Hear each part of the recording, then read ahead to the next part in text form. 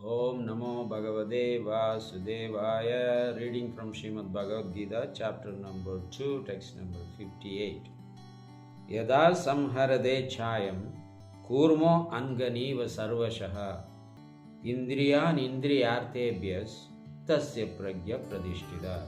Yada samharade. Yada means here when. Samharade withdraws. Chayam means also. Kurma is tortoise, turtle. When turtle withdraws, kurma anganiva sarvashaha. Angani means all senses, limbs, he withdraws inside, including the head also. Indriyan indriyartebhyas. So, indriya means senses.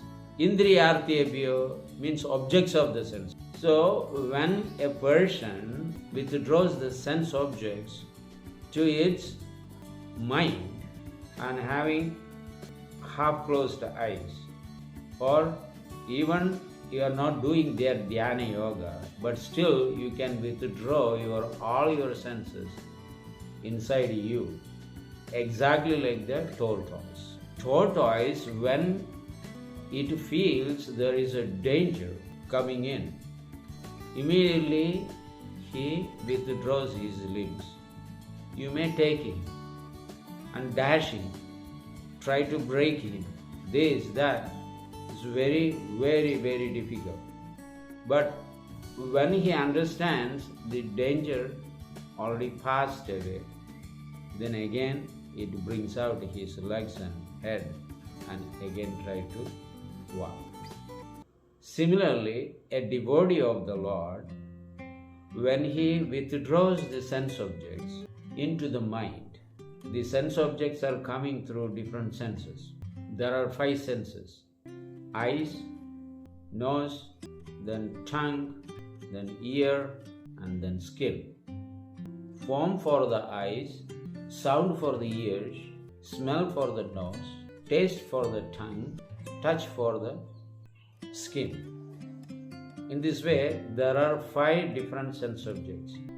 The living entities who are trapped in the material body, they enjoy the sense objects through the senses. So now, the Shastra explains there are 5 different living entities are given here for our understanding. How they are attracted to one of the sense objects.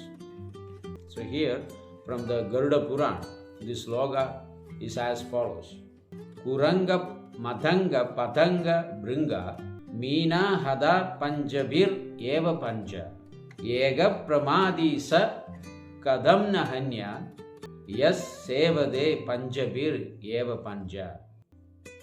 Kuranga means deer, Madanga means elephant, Padanga means moth, Bringa means bee, and Meena means fish.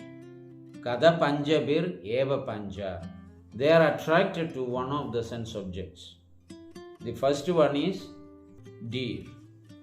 Deer is attracted to the sound. When the hunter plays its music, immediately the deer raises up his head and he moves his ear. So he is attracted to that sweet music, and in this way the hunter trapped the deer.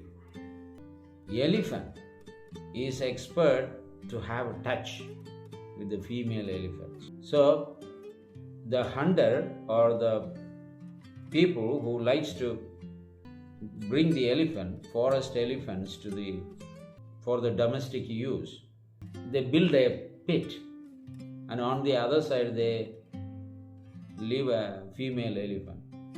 As this elephant runs to meet the female elephant, it traps into this pit. And in this way they were actually domesticated. Now moth is attracted to the form. When there are fire, the moth actually and gets burned up, dies. Then bees are attracted to the smell. So because of the flower, especially lotus flower, enjoy the honey and great fragrance, aroma, and stays there inside. And the evening when lotus closes, it traps and dies. So many times you can see when you buy lotus flower, you open up, you can see the dead bees inside. How they go inside? Just because when there was a bloomed lotus flower, this bee rush into the flowers and stays calm and enjoy them. But they don't know at the sunset the flower is going to close, the gate is going to close, and he gets trapped inside. And finally the Meena. Meena is actually the fish, is expert in tasting. Anything you put it on a pond or a lake, the fish comes and eats it because it is expert in tasting. So the fishermen capture. Of course, nowadays you put the net and bring for the wholesale business. But there are individual guys who go with hook, put some edible stuff and throw into the water. And the fish comes and actually try to eat and gets hooked up in that hook. So in this way, there are 5 living entities who are attracted to the sense objects in 5 different ways. But the human beings are attracted to all the 5 things. So controlling the mind and senses is difficult for human beings. They have only one sense powerful, but we have 5 senses powerful. So how we control? There are big, great sages and devotees and politicians fall victim to these 5 things. Especially the elephant-like person want to have touch, then naturally the taste, the form, beautiful form. And among all these 5 sense objects, form is more powerful. That brings all the other 4 things, especially the form of female. Shastra says they are the fair sex. They are created by Krishna to continue the creation. So men are attracted to their forms. So they are carried away. So everyone has to be very careful. So in this world, man wants to enjoy woman and woman wants to enjoy the man. So everybody is enjoyers. They get implicated.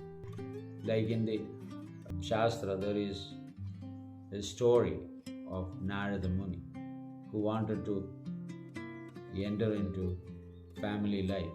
Some other sage suggested to achieve the human perfection, one has to go through the married life. So he went to Lord Krishna and asked for blessings. And the Lord actually increased his illusory energy for Narada Muni. And he got a lady who was wandering in the forest by herself without father, mother, family, anybody. Narada Muni approached and proposed for the marriage and she agreed. And thereafter, life went on. He went to a near village, asked for a piece of land. From the Panchayat, he got a land. They said, you can use as much land you want. Make a house, produce food grains, and live happily. And he did it. And he got several children. But after getting the children, it's become very difficult. And children were very naughty, fighting each other and making the neighbors also quarrel among themselves by creating some kind of inimical actions in between them. And they do not know these are created by the children. So they think the opposite resident has done this, such as bringing some filthy things and living in in one of their house, and when that owner sees that, she thinks that who has done this, maybe the opposite house people, immediately goes and quarrel. So all these things, and over and above, the wife was asking, give me jewelry, give me food, give me better clothing, and all these things. In the end, all of them, to get more material facility, they went to Lord Krishna in Dwaraka and asked, my dear Lord, please help us.